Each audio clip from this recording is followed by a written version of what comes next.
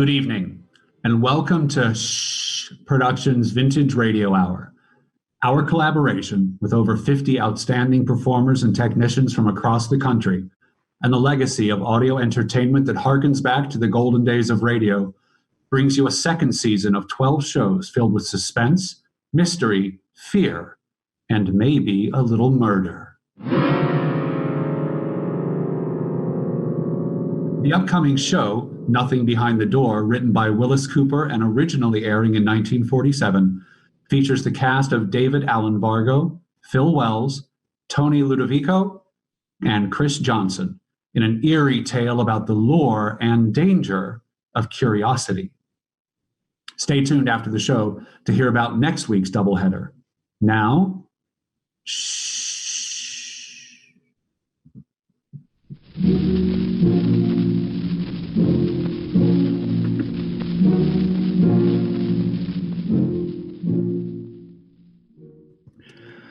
It's something like 6,800 feet above sea level.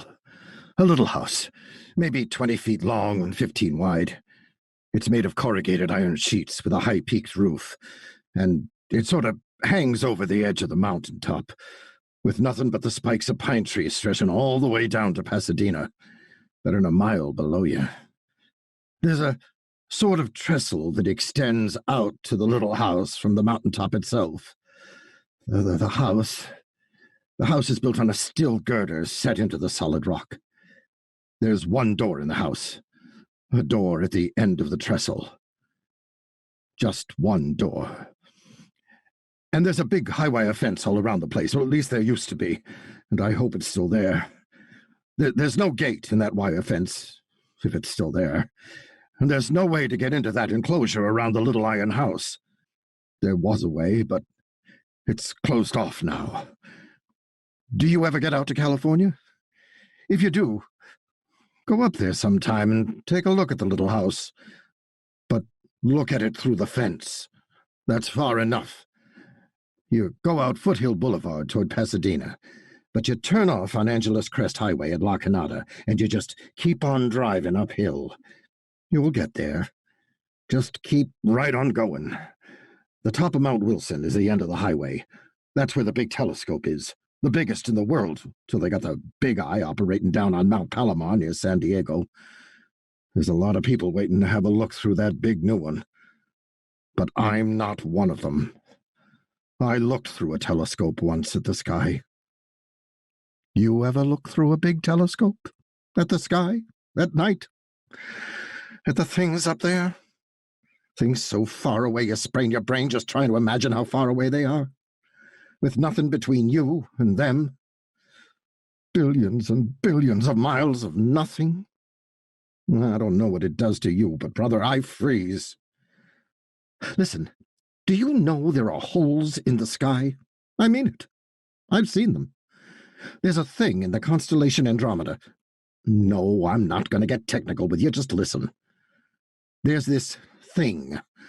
Astronomers call it the Horsehead Nebula. You know what it is? It's a hole. It's a great big patch of nothing. Just nothing. There aren't any stars there.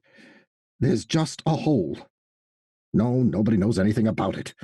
Astronomers look at it, they take pictures of it, and there it stays. There it is now and tomorrow and the next day and a million years from now, and it's been there always. Yes, it has. It's so far away that what you see now is the way it looked 1 billion years ago. But before there was anybody even to see it, friend. And there's lots more of those places. So what's all this got to do with the little house on the top of Mount Wilson? Well, I'll tell you. Well, this was quite some time ago. I'd been living in California, see, for several years. I had a couple of bucks and had a nice little place near Van Nuys. That was before the Valley got to be so popular with movie people and radio comics and people like that. It wasn't bad living alone, waking up in the middle of the night, hearing the Southern Pacific lark whistle for crossing out at Chatsworth, listening to a dog howling way out across the valley, going back to sleep. I don't get back to sleep so easy these days. Well, These people from Cleveland were out there, Aldo Minucci and Hugh Grant. We used to be great friends, Aldo and you and I. So nothing would do but they'd come stay with me. It was all right. I had a Dodge convertible, and the boys got quite a kick out of California. It isn't like Cleveland. So we did a lot of driving around, and we got a lot of kicks. You know, up to the desert to see the Joshua trees, down to Laguna to go swimming, Arrowhead, out to the Lion Farm on Ventura Boulevard. We even went to the bowl and listened to the symphonies under the stars. Stars. Yeah, I never want to see the stars anymore. I saw them once too often. We were just like any apple knockers that come from the East. We went everywhere and looked at everything and got a big bang out of it. That's how we came to go up to Mount Wilson that day. Aldo and you had been, looking around for odd places. They had some ideas, and so one day we were having breakfast, and they were looking at an automobile club bulletin, and Aldo said, "Let's go to Mount Wilson." So we did. I'd been up there once before, and you know how it is in California. I knew everything. I thought I knew everything. I found out different. We were inside the big dome where the 100-inch telescope is. It's like being inside a giant's watch. The telescope is in the middle, a big, spidery framework with ladders climbing all over it up under this dome. And the tourists stand on a kind of catwalk around the edge, while the astronomer explains as much as he thinks the apple knockers will understand. There was just a few of us that day, standing close to the little kind of pulpit, listening with our mouths open. It is like a pulpit. I got to thinking that day how the astronomer looked like a priest up there, a little nice old white-haired fellow like a priest. And I was thinking, he was talking about the heavens, too. I'd seen it all before, but my mouth was as wide open as Hugh's and Aldo's. The Earth rotates, all 24,000 miles of its equator once in 24 hours. A given spot on the Earth's surface is moving at the rate of 1,000 miles an hour at the equator. And the Earth is moving through space, too. It moves around the sun at the rate of about 18.5 miles per second. So therefore, we must, in order to keep this telescope focused accurately on the celestial objects we're observing, neutralize those motions mechanically. The telescope itself, as you will observe, is controllable in any direction by this motor. Watch it if you please.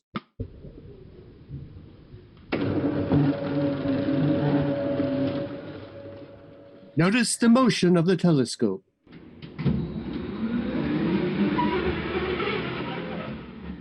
Now I shall open the shutters of the dome through which the telescope points.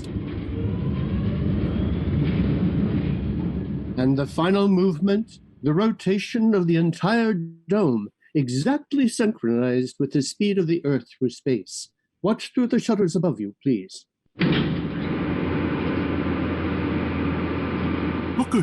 Look at Ross. Yeah, I see. Look outside. We ain't moving. The sky's going by. Look at you. I see it. It's an optical illusion, Aldo. No, it's not an optical illusion. In relation to space, this spot we are on is standing still.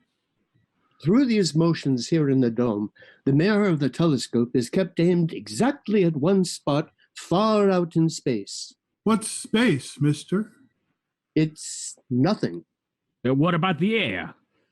There are a few miles of air, my friend, and then nothing. Huh. The stars? Yes, the stars. Yeah, sure. And the places where there are no stars. My skin twitched a little when he said that. Did yours? Well, the show was over and we went outside into the sunlight. We walked across the long wooden bridge. There's a deep gully in front of the dome. And down a little path past a thing they call a chelostat. A small dome on legs about 100 feet high, all painted with aluminum paint. Everything's painted with aluminum paint up there. A thing they study the sun and sunspots and things like that with. Well, it was quiet up there. All along toward the middle of the afternoon, and, well, there was a chill in the air, although it was hot down below, and the squirrels frisked around underfoot, and I pointed out a deer. It's wild up there, you know? And we were just talking. It's an odd place. You get kind of impressed, not only with the things they have up there, the telescopes and the odd buildings and the view you get through the trees. On a good, clear day, you can see all the way to Santa Monica. But the people impress you. The astronomers. They live up there all by themselves. And they look at the sky and they see things. And you always get the feeling they know a lot more than they're telling. Like doctors or like priests, I guess. I said that, didn't I? Well, that's what they're like. The path leads through the woods, the biggest live oaks you ever saw, over to the hotel. So I said, say, what about a beer before we start down, huh? A beer. That's for me. Can you get any hard liquor up here, Ross? Nah, I don't think so. Anyway, I wouldn't want to drink, not with all that mountain road ahead of me. No, sir, don't you take no drink, Ross. I don't want to ride that road with nobody's had a drink of liquor. Maybe you shouldn't even have a beer even. Yeah, beer won't hurt me. Yeah, what's this fence for? Huh? I never noticed that before. It's quite a fence. Have a hard time getting over that. What would you want to get over it for, Hugh? Yeah, I don't know. What do you suppose is on the other side? They got this heavy fence. Yeah, I don't see anything. Except that little house over there on stilts. Funny looking place. Fence goes right around it. Ain't it got a gate? Ah, come on, let's get a beer. No, I want to look at this, Ross. Probably they got something valuable in there. Sure, scientific instruments or something. This place is full of that stuff. Hey, look, a sign. Where? Here. Come on. Wait, what's it say? The public is forbidden to pass beyond this fence under severe penalty. The Carnegie Foundation. That all? Yeah. What do you suppose they got in that place? I don't know, and I don't care. Now, there's a door up there at the end of that trestle. Maybe we could go back and get in through that other shed where the trestle starts, huh? What do you want to go up there for? We gotta get going. I'm just curious. You know what I mean? That place might come in handy. Oh, yeah. See? Especially if they keep everybody out like this. But the thing might be full of stuff, Hugh.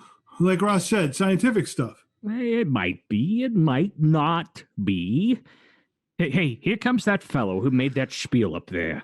Well, ask him. He'd know. Yeah, he won't tell you. Well, we'll find out. Hey, fella. How are you? Hey. Were you talking to me? Yeah. What's in that funny-looking building? Over there? Yeah. Nothing. What's the idea of the fence, then? We don't want people to go in there. I'd sure like to see what's in it. I said there's nothing in there. Are you sure there, mister? Yes. Absolutely sure. Could we get a pass to go in there? No, you saw the sign, didn't you? It said something about the penalty of the law. You didn't read it very carefully. He didn't read it. I did. Read it again. Wait. The public is forbidden to pass beyond this fence under severe penalty. See? I see what he means. He didn't say anything about the law. Oh. That's right. Well, then. There are other penalties. Ah. Tough guy, huh? No, not at all. Well, what does it mean, then? I'll give you a little friendly advice. I wouldn't try to find out if I were you. Oh, is that so? Yes. Do you really know what's in there, mister? Yes. What? Nothing. Okay, lads, let's go get that beer. Well, of course, you know what was up. You're way ahead of me. My Cleveland pals weren't in California just for a vacation. There was a bank I'd had my eye on for a while out in Pacific Palisades, and it wasn't the first bank that Minucci and Hugh Grant and I worked a deal on. I didn't go much for this place up on Mount Wilson with nothing in it and a fence around it, but Aldo and Hugh, well, after all, could you find a better place to stash away some dough? Nobody could get in, they said. And if we could, well, so I bought it. Well, to make a long story short, we took, I think about $53,000 out of the bank. 53, 54, what's the difference? That's all gone now. It's a long drive from Pacific Palisades over Sunset Boulevard, then up Beverly Glen to the valley, through Van Nuys to Sunland, and down past the sanitarium on Foothill Boulevard to where you turn off on the Angeles Highway, especially at 1 o'clock in the morning. That was when we pulled out of Pacific Palisades. It was summer, and after you turn on the mountain road, you're not allowed to smoke. See, a fire warden might come along, and those guys can tell somebody smoking in a car a half a mile off. They throw you in the can for it. Forest fires. So we didn't want anybody stopping us. It was risky enough anyway, because practically nobody ever drives up there late at night, or early in the morning, I mean, as well. Well, we didn't meet anybody, and all the three of us were jittery with no cigarettes, and that road. It's tough enough in the daytime, but in the dark. It was 4:30 when we got to the top. The hotel was dark. The cabins were dark. But the sky, it was just like solid with stars, and you could pretty near reach up and touch them.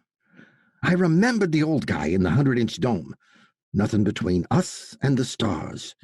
And down below, well, if you've ever been up there at night, you know what I mean. Just like looking down on Hollywood, Van Nuys, San Fernando, Culver City, Santa Monica. Well, it makes my hair stand on end when I think of it. And I haven't seen it for, well, never mind how many years. Well, we stumbled through the pitch dark. We got off the path 3 times and nearly fell down, and brother, that'd be a fall. We still couldn't risk a cigarette. It was dark. Hugh Grant was in front of me, then me, then Aldo, and, well, we each had a briefcases, and Hugh had a pair of those big spring wire cutters that go through a steel cable. And all of a sudden, we bumped into a fence. Dodge! What's the matter? Yeah, the fence. Where are you? Stand still, will you? It's dark. Shut up! Listen for a minute. You hear anything? No. No. See anything? No. Look, What? that dome over there. You see somebody? No. Them 2 big windows up there with that big round dome. Looks like somebody's watching us. It sure does. Ah, cut it out. I'm gonna try the fence with the cutters. You want the flashlight? You chump, no. I wish we could just get... What? Well, forget it. I just don't like this place, though. Get out of the way. You want some help, Hugh? Just keep out of the way. Now wait. You hear anything? That wire made enough noise to wake up... All right. I'll try another strand. That's better. Now, see if you can slide under there, one of you. Me. No, can't make it yet. I'll try another. Now look out for your arm there. All right, now try. Wait, I'll take off my coat. Now let's see. All right, well, how about it? He's through. All right, now go ahead. Me? You. Well, cut another strand, huh? You make it now? I guess so. Yeah. Where are you, Aldo? Right here. Come on, Hugh. Hey, slide briefcases through first. Coming up. You got him. Got him. All right, here I come. All set? All set. I'm all set. I'm as all set as I ever will be, I figure. I don't like any part of this. I don't like the dark. I don't like the stars up above us. I don't like the lights down below. I don't like the silence. I don't like climbing around the top of the mountain with nothing under me but thin air for a mile or more. And all I can hear is you and Aldo in front of me crackling through the weeds, cursing when one of them gets whacked on a shin against a sharp rock. And all I can see is two black shapes in front of me and a blacker shape. That's the building, the little house, with nothing in it. Aldo and you are panting. It's 6,800 feet up, you know, and your breath is pretty short. It's tough going, especially when you're dragging a briefcase full of money, too. And you're scared, and you're sweating, and you're tired, and then all of a sudden, we're under the building, alongside one of the struts that hold up the little trestle.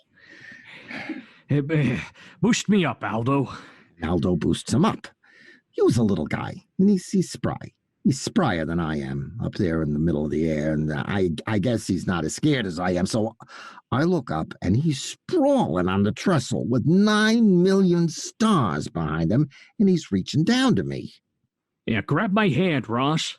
So I scramble up, and I'll never know how I made it either. But there we are, and in a second, Aldo is up there with us. Now keep quiet a minute and rest. I am knocked out. Yeah. You hear anything, Hugh? Just the wind. Ross? No. I thought I heard something, but, well, I guess it's the wind. Hey, listen. It's the wind. Well? So we stood up. So Hugh walked the rest of the way down the little trestle. We followed him, stumbling over the planks, and there was the door. So we rattled the bar on it, and it was padlocked. So Hugh took the big cutters, and he wrenched away at the bar. And we shivered there in the cold, waiting to see if anybody heard us. There wasn't a sound. So Hugh tried again. And the bar fell off. And we kept still for a minute. And then? Open the door. Where's the flashlight? Wait. Nobody can see us. Put your fingers over it and turn it there. Okay. I don't see anything. Well, the guy said there was nothing in there. I can't see a thing. Open up the light a little more. I got it open. It's all black in there. There's something the matter with the light. No, there ain't. Look. Now turn that light off of me. Well, now, look when I shine it inside. Nothing. Well, there's got to be something in there. Nothing, the man said. Can't even see the floor. Well, I'll find out if there's anything in there. No, don't go in. You can't tell what's liable to be in there. Well, look out. I'll toss the briefcase in. No, throw the wire cutters in. Well, where are they? Here. No, for the love of... Look out, will ya? Keep still. God, you could wake the dead. Well, I guess nobody heard us. We are shot with luck tonight. No kidding. Now, give me them cutters. Here. Shine the light in there. I sure can't see anything, can you? Throw them in. Get out of the doorway and keep the light in there. Go ahead. Throw them against the far wall. All right. Look out. Where'd they go? Well, I tossed him hard enough to... Move the light around. I can't see a thing. I can't either. They ought to be... The light just kind of seems to stop. Oh, cut it out. There's probably some kind of stuff on the floor. Powder, maybe. And they fell into it. Here, stand to one side, Ross. What are you going to do? I'm gonna go in and look around. Have you got a gun, Aldo? It's just this little 32. All right. Come on, Ross.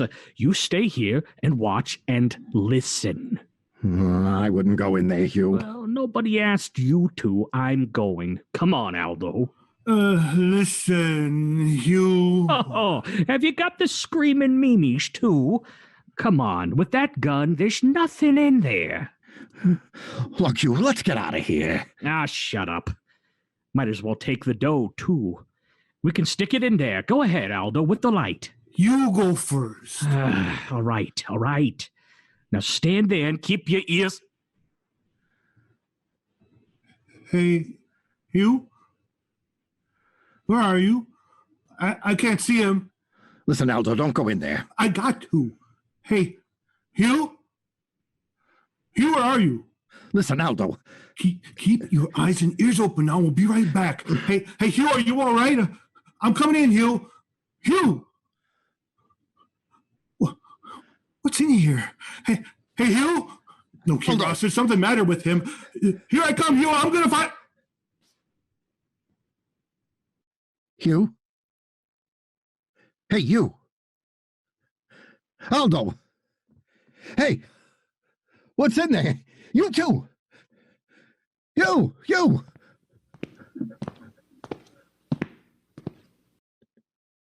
I can see you. You can stand up now. They won't come out, I assure you. Come on, son, stand up. I got a gun. No, you haven't. Stand up. When my friends come out... They're not coming out, my friend. Stand up. You wouldn't believe me when I told you. What's in there? What's in there, I said? I told you there's nothing behind that door. My friends went in there. They're not there now. There's nothing in there. Do you understand me? There's nothing in there. Listen. No, you listen. No, I suppose it will do no good to tell you. Tell me what? I'd better show you. Show me what? Come with me. No. Come with me. I won't. You've got to... Wait. Hey, wait for me. Wait. Across the little trestle away from the door, he closed on my friends. Through another door, into a long shed in the dark. And I was glad I couldn't see the stars. Out another door at the end of the shed.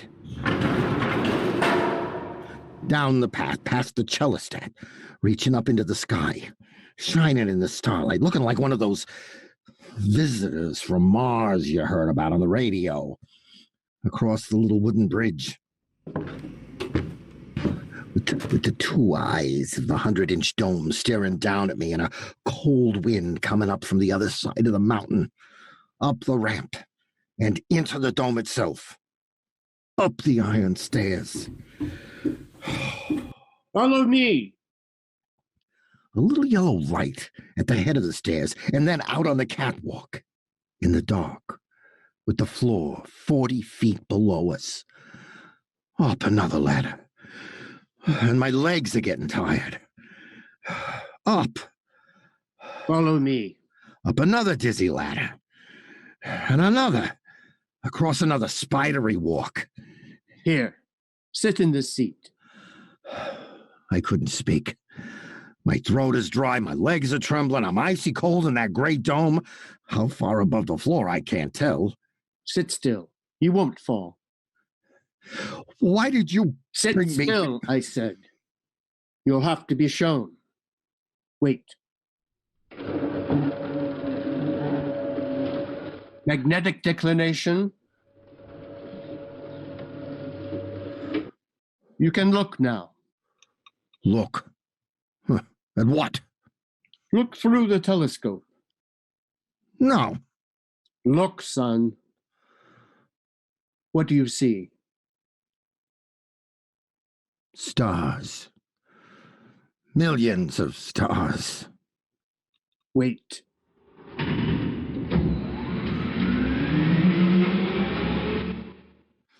Look again. What do you see? Nothing. Nothing. Watch. Now? Stars again. Millions. No. A black cloud. Now? Nothing. That nothing you see is 1,000,000 light years away. What is it? There's nothing there to see. My friend, there are scores of places in the universe where there is nothing. Far places, near places. Do you understand what I mean? Is that what you mean when you said... When I said there is nothing behind that door? Yes. Where My friends? Yeah. Your misguided friends? I don't know. Perhaps. Take your eye from the telescope. Wait. Look now, if you dare. What? Look.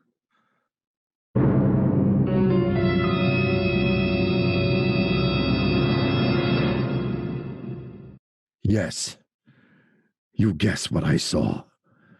You guess what I saw. Clawing through the black clouds of nothing. You guess what eyes I saw. I saw nothing. Yes. The little house is still there on Mount Wilson. You can go look at it if you want to, but don't go too close. Maybe somebody'll tell you someday that it's just a place where they store equipment. Maybe. Why do they keep the door locked then? Well, just one other thing. Don't you go around opening doors you don't know anything about. There might be nothing behind one of them.